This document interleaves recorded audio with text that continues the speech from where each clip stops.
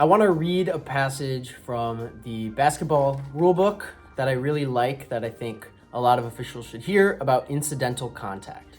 I want to talk about this before I talk about all of these fouls. As a new official, it can be very difficult to figure out what is a foul, what isn't a foul. There's all these rules about legal guarding position and shooting attempts and the act of shooting and illegal screens and time and distance.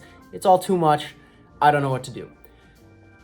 I'm going to read this passage about incidental contact, and here's how you should start to think about fouls.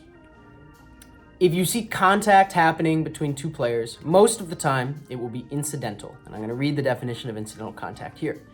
If you see contact and you think this is not incidental, and I think that this rises to one of the definitions of the fouls that we're going to talk about in these videos, then it is probably a foul. Don't be afraid to blow your whistle. Sometimes you'll be wrong. Sometimes you'll blow the whistle and it won't be a foul. I still do this almost every game. It's very hard to figure out what's a foul and what is not. But getting air in that whistle, getting confidence, calling fouls is going to make you develop as an official way faster than if you are too afraid to call anything. So without further ado, let me read this about incidental contact. The mere fact that contact occurs does not constitute a foul. When 10 players are moving rapidly in a limited area, some contact is certain to occur. Contact, which may result when opponents are in equally favorable positions to perform normal defensive or offensive movements, should not be considered illegal, even though the contact should be severe.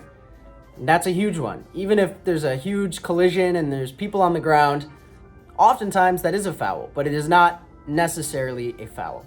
If an illegal action was not committed and one person did not initiate the contact or give an advantage over the other, it's probably incidental contact. Contact which does not hinder the opponent from participating in normal defensive or offensive movements should be considered incidental. So if you just have a hand lightly on somebody's arm and you let go and they start running, that's incidental contact. That's not hindering them from performing normal basketball movements. So just keep this in mind when you're calling fouls. There's a lot of definitions, and ideally you will understand all of them and you will know immediately, that was a charge, I know it. That was a hold, I know it. That was a shooting foul, that was nothing. But it can be very hard at first. So just keep this in your mind about incidental contact.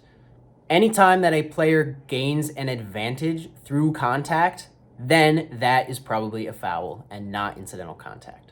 So think, are they gaining an advantage by committing this contact? There you go.